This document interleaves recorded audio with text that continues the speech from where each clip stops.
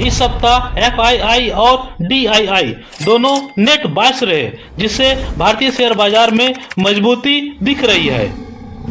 पिछले 5 ट्रेडिंग सेशनों में डीआईआई ने कुल 6,866 करोड़ रुपए की शुद्ध खरीदारी की है, जबकि एफआईआई ने कुल 4,693 करोड़ रुपए की शुद्ध खरीदारी की है। यानी दोनों बड़े संस्थागत निवेशक लगातार खरीदारी कर रहे हैं। लेकिन सबसे बड़ा सवाल, क्या सिर्फ एफआईआई और डीआईआई की खरीदारी देखकर निवेश करना चाहिए? कौन सा सेक्टर अगले कुछ दिनों में सबसे मजबूत प्रदर्शन कर सकता है? मिलेगा जवाब इन्हीं सवालों का। बने रहिए वीडियो के अंत तक। आगे बढ़ने से पहले यह जरूरी और उपयोगी सूचना आपके लिए। नमस्कारम दर्शकों, आपका हार्दिक स्वागत है आपके ही channel up and down with Baba Yogi में।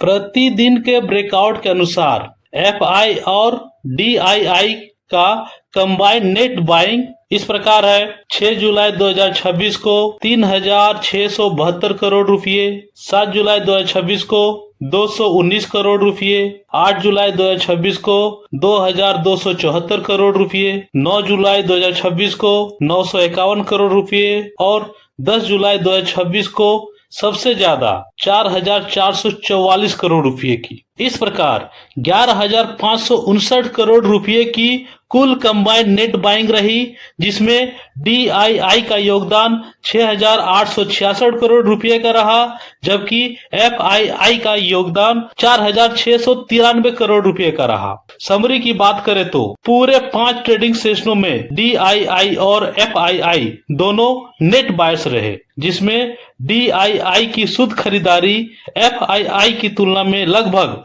46% अधिक रही। जब एफआईआई और डीआईआई दोनों नेट बायर्स होते हैं, बाजार में बड़ी मात्रा में पैसा आता है, शेयर्स की मांग बढ़ती है, बाजार में तेजी का माहौल बनता है, लिक्विडिटी बढ़ती है, ट्रेडिंग वॉल्यूम मजबूत रहता है, महत्वपूर्ण सपोर्ट लेवल्स और मजबूत होते हैं, छोटे निवेशकों का भरोसा बढ़ता है और निवेश के लिए प्रेरित होते हैं। विदेशी निवेश यह संकेत देता है कि विदेशी निवेशकों का भरोसा भारतीय अर्थव्यवस्था और कॉर्पोरेट ग्रोथ पर बढ़ रहा है। जब एफआईआई बिकवाली करते हैं तो डीआईआई अक्सर बाय ऑन डिप्स करके बाजार को सहारा देते हैं। लेकिन सबसे महत्वपूर्ण बात, केवल एफआईआई और डीआईआई के खरीदारी और बिकवाली से बाजार की दिशा तय नहीं होती। इसके लिए अन्य कारकों का भी बड़ा योगदान है, जैसे global market trends, crude oil prices, geopolitical events, corporate earnings, RBI और यूएस फेड की नीतियां, ऑप्शन चेन पोजिशनिंग और अंत में टेक्निकल सपोर्ट एंड रेसिस्टेंस। कराते हैं एफआईआई और डीआईआई का परिचय। एफआईआई यानी कि फॉरेन इंस्टीट्यूशनल इन्वेस्टर, विदेशी संस्थागत निवेशक होते हैं जो भारत के शेयर बाजार, बॉन्ड और अन्य वित्तीय साधनों में निवेश करते हैं। ये विदेशी पूंजी लेकर भारत आते हैं। इनकी खरीदारी या बिकवाली से बाजार में तेज उतार चढ़ाव आता है। खरीदारी करने पर इंडियन इकोनॉमी में डॉलर इनफ्लोज बढ़ जाता है, जबकि बिकवाली करते हैं तो इंडियन इकोनॉमी से डॉलर आउटफ्लोज बढ़ जाता है। उदाहरण, ब्लैक रॉक, वैनगार्ड, नॉर्ड्स बैंक, विभिन्न गवर्नमेंट पेंशन फंड, विदेशी म्यूचुअल फंड्स, हेज फंड्स एवं अन्य।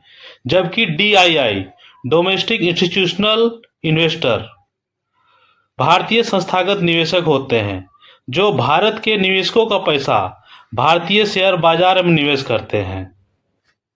ये लंबे समय के लिए निवेश करते हैं, बाजार के गिरावट पर अक्सर बाय ऑन डिप्स करते हैं और गिरते बाजार को स्थिरता एवं मजबूती प्रदान करते हैं। उदाहरण, LIC, SBI mutual funds, HDFC mutual funds, ICICI prudential mutual funds, EPFO, भारतीय इंश्योरेंस कंपनीज एवं अन्य। एफआईआई और डीआईआई समय समय पर एक सेक्टर से पैसा निकालकर दूसरे सेक्टर में लगाते हैं, जिसे अक्सर सेक्टर रोटेशन के नाम से जाना जाता है। जिस सेक्टर में खरीदारी करते हैं वही सेक्टर आउट परफॉर्म करता है। अगर बैंकिंग शेयरों में खरीदारी करते हैं तो निफ्टी बैंक, प्राइवेट बैंक और पीएसयू बैंक मजबूत हो जाता है, प्रदर्शन बेहतर हो जाता है। आईटी सेक्टर में खरीदारी करते हैं तो निफ्टी आईटी इंडेक्स में तेजी आती है। रियल्टी शेयरों में खरीदारी करते हैं तो निफ्टी रियल्टी इंडेक्स का प्रदर्शन बेहतर हो जाता है। यदि किसी सेक्टर का इंडेक्स लगातार निफ्टी 50 इंडेक्स से बेहतर प्रदर्शन कर रहा है तो संभावना रहती है कि उस सेक्टर में संस्थागत खरीदारी बढ़ी है। परंतु इसका दूसरा पहलू ये भी है कि मजबूत सेक्टर जैसे बैंकिंग, फाइनेंशियल सर्विसेज और आईटी, जिनका वेटेज निफ्टी 50 इंडेक्स में ज्यादा रहता है, अगर उसमें खरीदारी आती है तो निफ्टी 50 इंडेक्स का प्रदर्शन भी बेहतर हो जाता है। मगर ध्यान रहे, केवल एफआईआई और डीआईआई के इनफ्लो से निवेश का डिसीजन लेना गलत है। इसके लिए कंपनी के तिमाही नतीजे, सरकारी नीतियां, क्रूड ऑयल प्राइसेस, ब्याज दरें और ग्लोबल मार्केट को भी अच्छी तरह से समझना चाहिए। इसके साथ साथ वैल्यूएशन एनालिसिस भी सही आना चाहिए। आज के लिए निष्कर्ष रहा, यदि एफआईआई और डीआईआई दोनों लगातार नेट बायर्स हो तो यह भारतीय शेयर बाजार के लिए सकारात्मक संकेत होता है। लेकिन सही निवेश के लिए FII, DII flow, sector rotation, price action और वैल्यूएशन, इन चारों का एक साथ विश्लेषण करना सबसे बेहतर रणनीति होती है।